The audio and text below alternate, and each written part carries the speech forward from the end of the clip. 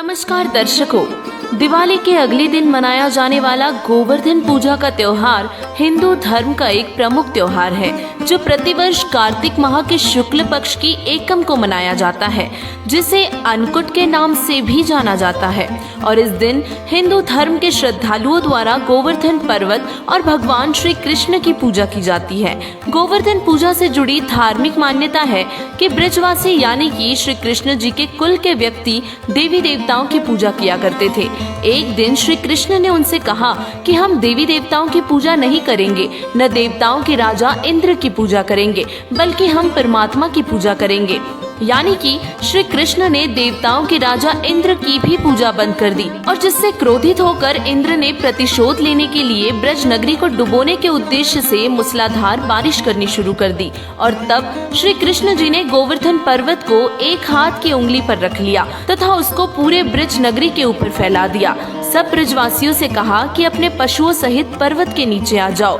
वर्षा का सारा पानी गिरिराज पर्वत ने सोख लिया, जिससे इंद्र की हार हुई और ब्रजवासियों ने देवी देवताओं की पूजा बंद कर दी और श्री कृष्ण ने उस गोवर्धन पर्वत को पुनः यथास्थान पर रख दिया। और इसी घटना की याद में हिंदू धर्म के श्रद्धालुओं द्वारा गोवर्धन पूजा और गोवर्धन परिक्रमा की जाती है। लेकिन विचार करने वाली बात है कि श्री कृष्ण ने तो देवी देवताओं की पूजा बंद करवाई थी और हिंदू समाज गोवर्धन यानी कि गिरिराज पर्वत की परिक्रमा करता है तथा गोवर्धन पूजा करते हैं और देवी देवताओं की ही पूजा करते हैं।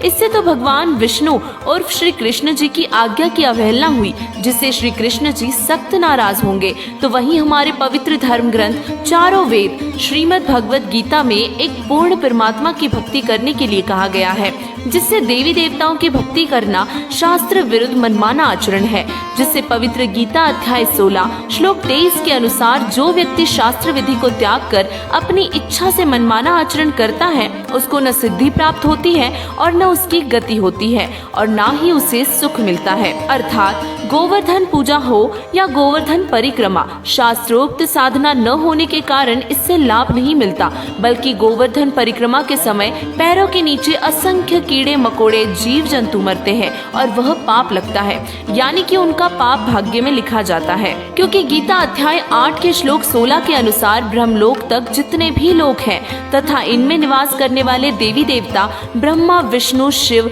दुर्गा, गणेश और ब्रह्म सभी नाशवान है, जिसका प्रमाण संक्षिप्त श्रीमद् देवी भागवत गीता प्रेस गोरखपुर से प्रकाशित के 3 स्कंद अध्याय 4 व 5 में श्री विष्णु जी और श्री कृष्ण जी ने अपनी माता दुर्गा की स्तुति करते हुए कहा है कि हे माता, आप शुद्ध स्वरूपा हो। मैं विष्णु, ब्रह्मा और शंकर तो आपकी ही कृपा से विद्यमान है। हमारा तो आविर्भाव अर्थात जन्म तथा तिरोभाव अर्थात मृत्यु हुआ करता है। हम अविनाशी नहीं हैं। तो वही हम सभी जानते हैं कि श्री विष्णु जी द्वापर युग में माता देवकी के गर्भ से श्री कृष्ण रूप में जन्मे थे और अंत में एक शिकारी के विषाक्त तीर के लगने से श्री कृष्ण जी की मौत हो गई थी।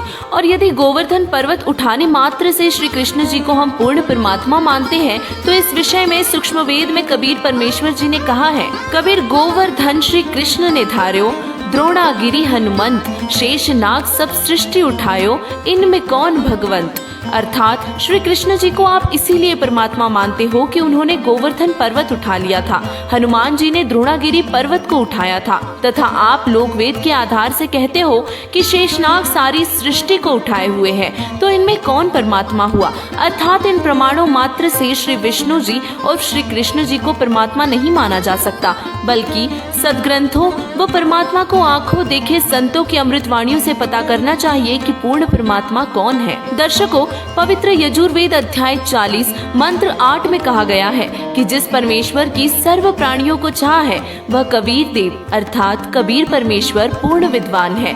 उसका शरीर बिना नाड़ी का है, वह वीर्य से बनी 5 तत्व की भौतिक काया रहित है। वह सर्व का मालिक सर्वोपरि सतलोक यानी कि अमरलोक में विराजमान है। उस परमेश्वर का तेजपुंज का स्वयं प्रकाशित शरीर है, जो शब्द रूप अर्थात अविनाशी है। वही कबीर देव यानी कि कबीर साहिब है, जो सर्व ब्रह्मांडों की रचना करने वाला, सर्व ब्रह्मांडों का रचनहार, स्वयं प्रकट होने वाला, वास्तव में अविनाशी है।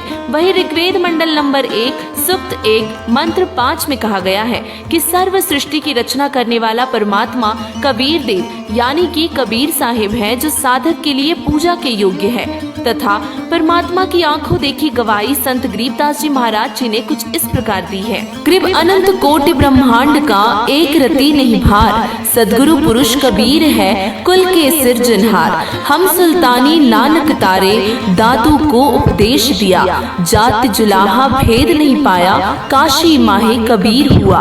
गरीब अनंत कोटि ब्रह्मांड में बंदी छोड़ कहाए, सो तो एक कबीर है जननी जनानुमाए। तो वही संत गुरु नानक जी ने श्री गुरु ग्रंथ साहिब के पृष्ठ नंबर 721 राग तिलंग महिला 1 में कहा है, यक अर्ज गुफ्तम पेश तो दरकुंड करतार, हक्का कबीर करीम तू बेऐब परवरदिगार। दर्शकों, इससे स्पष्ट है कि गोवर्धन पूजा या श्री कृष्ण जी की पूजा करना शास्त्र विरुद्ध मनमाना आचरण है, जिससे साधक को लाभ नहीं हो सकता, बल्कि हमें वेदों व आंखों देखे संतों के अनुसार कबीर देव यानी कि कबीर परमेश्वर की भक्ति करनी चाहिए। और आज पूरे विश्व में संत रामपाल जी महाराज जी ही वो तत्वदर्शी संत हैं, जो वेद, गीता, पुराण समेत सर्व धर्म ग्रंथों, आंखों देखे संतों की अमृतवाणियों के आधार पर सत्य आध्यात्मिक ज्ञान बता रहे हैं, जिससे सनातन धर्म का पुनरुत्थान हो रहा है। और कबीर परमात्मा की शास्त्र अनुकूल भक्ति भी उन्हीं के पास है, जिससे साधक को जगत गुरु तत्वदर्शी संत रामपाल जी महाराज जी द्वारा बताई गई सद्भक्ति से